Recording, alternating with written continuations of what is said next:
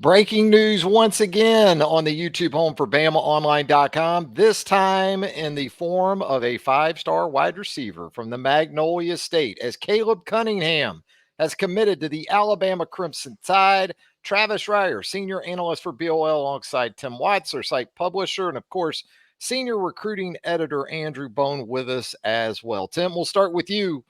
The immediate reaction to this news of the big-time playmaker making his way to Tuscaloosa. Well, you knew Alabama wanted to add. They've got Ladzier Brooks, who's one of their best evaluations, I think, in this class. I think it was a fantastic job to get on him early, evaluate him, fantastic guy. But he's more in that 5'9", 5'10" range, kind of that slot guy. You knew they wanted a big, five-star. I don't think it was necessarily the ranking they were chasing, but they were chasing that kind of talent. And Caleb meets it at every level. 6'2", legit speed, dominates everything he does. That smooth athlete, highly recruited, probably could have called anybody in the nation and committed. I mean, he's got that kind of talent. I think he's number 2, number 3, wherever you look in the nation when it comes to wide receivers. But overall, a major home run. When you're looking for, you're looking for a big one, this is as big as it gets. Andrew Bone, tell us how this one sort of came about, the path that Alabama took to this point, because it felt like at different points we could see Caleb Cunningham at any number of stops around the SEC in college football. That's right. Well, Alabama has been recruiting Caleb Cunningham since last year. I mean, this is a program that he's very, very familiar with, but it was a new coaching staff.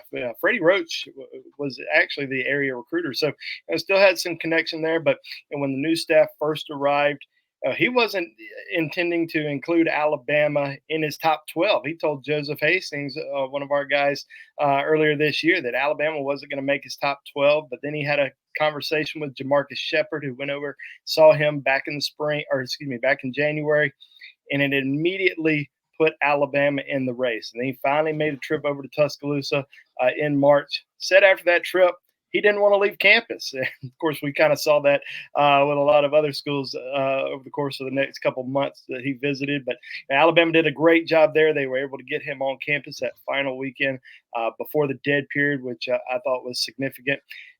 Visited Auburn, Florida, Tennessee, but in the end, Alabama was able to come out on top, and I thought they did a tremendous job recruiting him and selling him on the vision of the offense. Hey, we want to remind you. We want to remind you guys real quick. If you get a chance, please like and subscribe. This page is growing. We love doing it. We have a lot of fun here. Y'all been a big part of our success. If you want to see it keep growing and this great content, please just give us a quick like, quick subscribe, and we'll keep chasing Georgia down. We're chasing Rusty Manziel down. So we appreciate all of you for being here. Yeah, soaring past 9,000 subscribers here in the last few days, and it's all the credit to our viewers. We really appreciate you. And of course, we also have a great subscriber special at BamaOnline.com right now. So if you want more of this great information, BOL, the Roundtable, our premium message board, that's where you want to post up.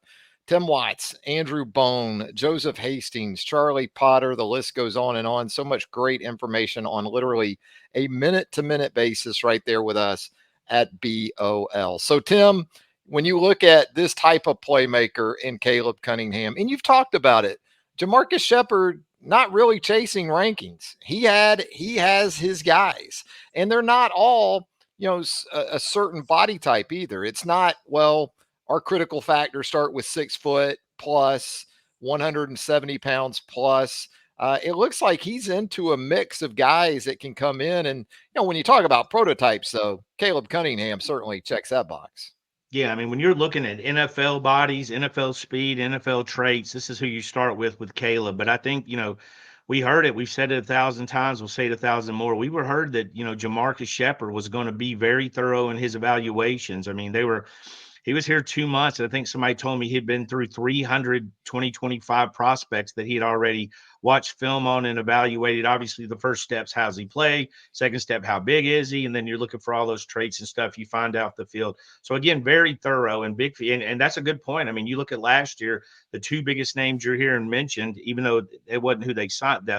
Jamarcus didn't sign him, but you look at Caleb Odom, who had already been snatched from the tight end room, over there at 6'4" plus. And then you got Ryan Williams in that 6 foot range. So he's looking for versatility and guys that can do a bunch of different things. We saw that this year in the NFL draft when he had 3 guys drafted.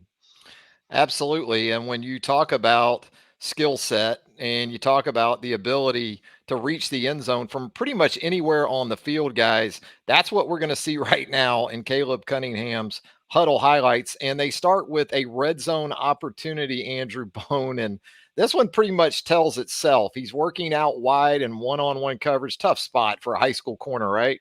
Pretty good coverage, actually. But here you see the size and the ability to separate with that physicality a little bit from Caleb Cunningham. And then watch this catch. Watch this one hand right there in the corner of the end zone. And never put the other hand on it, Andrew. Just first clip, and you get a great understanding of what this guy can do in the red zone.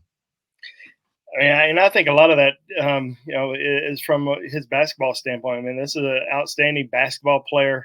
You see, dunks on the highlight reels on his basketball highlights. So, this is a guy who is just an overall tremendous athlete. I mean, he had over 1,100 yards receiving during his junior season, 14 touchdowns.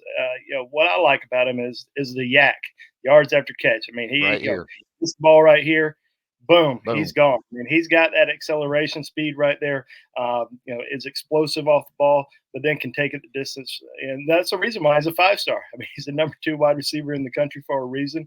And, he's just a natural playmaker. And, I think you like the ability to create separation, the ability to get open, but more importantly, the ability to make plays with the football after the catch. I'm not comparing him to Jerry Jeudy, but Jerry Jeudy was really good at doing that, and that's exactly what Caleb Cunningham's been able to do. And Andrew mentioned that basketball, and I mean, he's the kind of guy that he's got a whole highlight clip of just dunks. So we see guy, you know what I mean? He's going to get in there. He's got a lot of air, a lot of vertical. Looks like big hands. He's palming the ball pretty easy. Yeah, and we talk about red zone, on the offensive side, but what about if you're backed up inside your own 3-yard line, like in this situation, and you've got that luxury of knowing, hey, how about if I just send Caleb Cunningham on pretty much a go route and throw it up there from our own end zone, and then watch this, goes up, makes the play, and then that ability, that speed once again, and it turns into a 97-yard catch and run for Caleb Cunningham. Andrew, again, you talk about it after the catch. We're going to see more of that right here. How does he kind of slot in? I mean, he's a 5-star, so he's going to slot in wherever he goes. But just in terms of the playmakers now that we're seeing for Alabama in this 2025 cycle, he kind of takes it to another level. Coming off the heels of last year's signing class, where Alabama was able to get, as we mentioned, Ryan Williams, Mari Jefferson, Bubba Hampton, and then Rico Scott, Caleb Odom.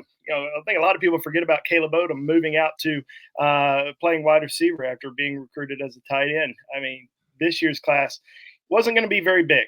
They were always going to take a small number here. Latzir Brooks, as we already talked about, as Tim also mentioned, probably one of the most underrated receivers in the entire country, 22 touchdowns last fall.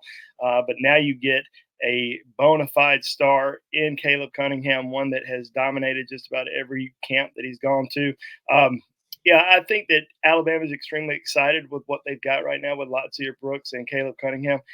Can they add one more to the mix? It's very possible, and I think they'd be very happy with just 2. But if they can get one more, I think they'll be good to go. Yeah, Tim. You think about this class and kind of where it's headed, and it's almost been a little bit of a yeah, but narrative.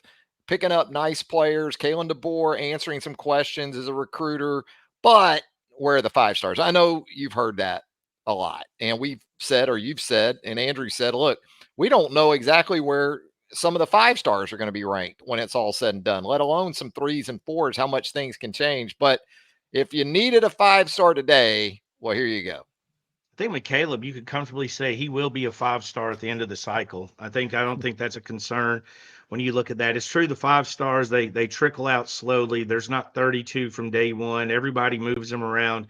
I mean, these guys haven't played it down as a snap as a senior. We've seen guys blow up, just absolutely blow up. Josh Jacobs is a prime example of that, of a guy to end up first round, obviously should have been a 5-star, ended up in the first round of the draft.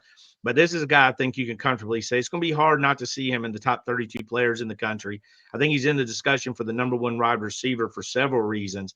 And again, I mean, a lot of these dominoes fell after Keelan Russell, and I'm giving credit to the staff and everybody involved, Ryan Williams, all the players on campus, Jamarcus Shepard, Nick Sheridan. Everybody deserves that. But I think it's a little easier when you get your quarterback. And we mentioned this when Keelan committed. There's some street cred when you are the number one quarterback in Texas. When you're, hey, and that was before, he went, he's did well at the Rivals camp. He did great at the Elite 11 camp. This guy's winning all these awards. That was before then. He already had street cred. So right now, I mean, he's a very legit prospect these guys want to play with. And once again, if you haven't subscribed to our YouTube channel right here, we would certainly appreciate you taking the time right now. Hit that subscribe button, hit a like for us. A little thumbs up would help us out as well. Turn on those notifications. You'll get all of our YouTube content as it drops right here on the YouTube home for BOL. So when you think about dominoes, Andrew, boy, you got to like the way these have fallen of late, not just as a team, but offensively. Tim said it with Keelan Russell getting on board, these offensive line pieces that have come into place, and playmakers now like Caleb Cunningham and others that could be on the horizon. It's just been, I don't know if I would say shocking, but it's been pretty impressive to watch. I think that the fact that we're talking about Alabama being in that discussion for the number one recruiting class just says so much about this staff. But you also got to give a lot of credit to the current players on the Alabama football team, because those guys, they could have said anything when these kids came on campus, whether it was during the spring or for official visits. And you just continue to hear about brotherhood from all these different guys, how close knit they are. You talk to different parents, you talk to recruits, you talk to people around the program, and the whole transition from Coach Saban to Coach DeBoer, the transfers in, the transfers out, it's really made this team more of a family than it seems like ever before. And they've done a great job on these official visits. And now we are, starting to see we're starting to see Alabama reap the benefits from that. And, it's going to be interesting to kind of see how it all plays out over the course of the next, not just this next month, but the next 4 or 5 months leading up to that early signing period, because there's still a lot going on. But Alabama, it's really impressive what they've been able to do. This reminds me of the saying, it takes a village. I mean, it took a village when you look at Alabama. Nick Saban, you got to throw him in the mix. Him being around that program certainly helped. Obviously, Kalen DeBoer made a lot of the right hires, a lot of things early on. There was a lot of laughing. Hey, they lost their OC. Hey, they lost their offensive line coach. Hey, nobody's from the South. We heard all the reasons they couldn't recruit, but it's gotten a lot quiet, right? We're not hearing them quite so much today. On the round table, on the BOL message board, there was discussion. Some rival fans were saying, well, these are all guys Saban had connections with, is who they're getting. First of all, it's a big fat lie. Second of all, it doesn't matter. It doesn't matter who introduced you. If you introduced me to my wife, I'm not giving you any credit that I married her for 25 years and had 4 kids. Kalen DeBoer and them are doing a hell of a job. It's just that simple. There's nothing else to say about it. I think Tim Watts just pretty much said it all right there. And with that, Caleb Cunningham, 5-star wide receiver from Ackerman, Mississippi, has committed to the Alabama Crimson Tide. Tim Watts, Andrew Bone, again, great stuff. Just scratching the surface here on the YouTube home for BamaOnline.com. So get over there to BOL right now. The roundtable is absolutely popping. You want to be a part of that. We have the $1 special for the first month. Do it right now. Come on, get on Team BOL right now. For Tim Watts and Andrew Bone, Travis Reier, thanking you once again for joining us right here on the YouTube home for BOL. And until next time, so long, everybody.